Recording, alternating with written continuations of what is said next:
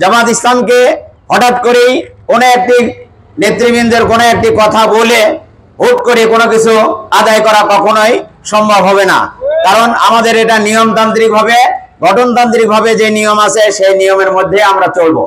এখানে যে বিষয়টি আমাদের নলেজে এসেছে, আমি শফিকুল ইসলাম শফির কাগজ দেখেছি, আকরাম মন্ডলের কাগজ দেখেছি। শফিকুল ইসলাম শফি 9 দাগ থেকে সম্ভবত 25% জমি ক্রয় করেছে। যেই দাগের কথা বলা হয়েছে আকরাম মন্ডলের দখলে আছে, সেই দাগে শফির লিখিত কাগজের অংশ হিসাবে আসে 2.5 শতক জমি। কিন্তু অন্য দাগে শফির আবার ভোগ দখল করছে আরো। এইসব বিষয় নিয়ে আমাদের কিন্তু চলমান প্রক্রিয়া ছিল। আমাদের কেন্দ্রীয় নেতা রফিকুল ইসলাম খানের কাছে এই বিষয়টা বলা হয়েছে।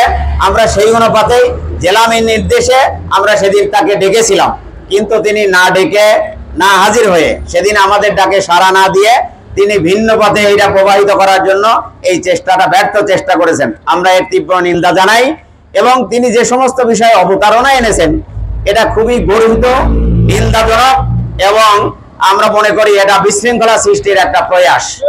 নাহমাদুহু নুসাল্লি আলা রাসূলিল কারীম। সম্মানিত এলাকাবাসী, আসসালামু আলাইকুম ওয়া রাহমাতুল্লাহ। বিষয় হলো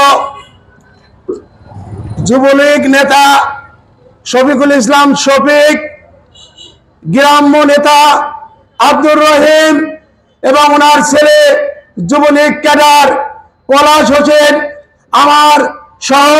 আমার সংগঠন সহ আমার নেতৃবৃন্দের বিরুদ্ধে গত 25 তারিখে যে সাংবাদিক সম্মেলন করেছে এরা সম্পূর্ণ মিথ্যা।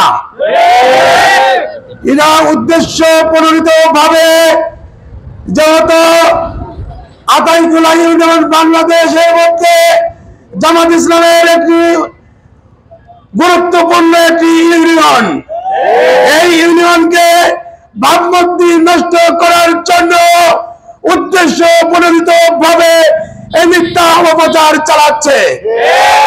আমি বলতে চাই কে এই শফিক। আপনারা সাংবাদিক ভাইরা আছেন, এলাকায় একাধিক মানুষের কাছে জেনে দেখেন এই শফিক একাধিক নারী ধর্ষণের সাথে জড়িত, এলাকায় মসজিদ সহ বিভিন্ন প্রতিষ্ঠানের টাকা মেরে খাওয়ার সাথে জড়িত। এই শফিক আপনি শহরে বিভিন্ন জায়গায় বিলবোর্ড দেখবেন ইদ্রিস বিশ্বাসের নাম বানিয়ে বিভিন্ন জায়গায় অপপ্রচার চালাচ্ছে। গত 25 তারিখে মোহাম্মদ শফিকুল ইসলাম শফি যে সংবাদ সম্মেলন করেছেন তা পুরোপুরি মিথ্যা এবং ভিত্তিহীন, তার কোনো প্রমাণ নেই। তারই প্রতিবাদে আমরা আজকে মধুপুর বাজারে আমরা এলাকাবাসীর সর্বসাধারণের সম্মতি কর্মে অংশগ্রহণে আজ মানববন্ধন করে তারই প্রতিবাদ জানালাম। এটা মূলত দাঁড়িয়েছে আমরা যে আমাদের সাংগঠনিক ভাবে আমাদের যে ভাইদের প্রতি ওনারা অবিচার এবং একদম মিথ্যা কথা বলছে, বানোয়াটি কথাগুলো, তার সেই সম্পর্কে বেশি আমরা মানবাধিকার করছি এখানে যে অবশ্যই সব মিথ্যা কথা, যে শফিক যে কথাগুলো বলছে এর কোনো ভিত্তি নাই এবং সবই বানোয়াট কথা, মিথ্যা। এর পরিপ্রেক্ষিতে আমরা গ্রামবাসী আমরা সবাই মানে মা বোন সবাই এখানে আসছি। এই আওয়ামী ক্যাডার আব্দুর রহিমের কাছ থেকে আমরা জমি কিনেছিলাম, 28% জমি কিনেছিলাম, কিন্তু সেটা আমাদের এক দাগে ছিল। পরবর্তীতে এটা যেই দাগে ছিল, বিভিন্ন দাগে ছিল, সেইখানে আমাদেরকে যেতে বলা হয়।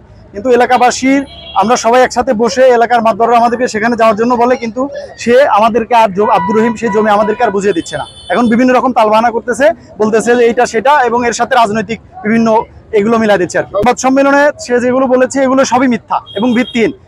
তার যদি সত্য প্রমাণই থাকতো তাহলে সে এলাকায় সবার সাথে বসতে পারতো।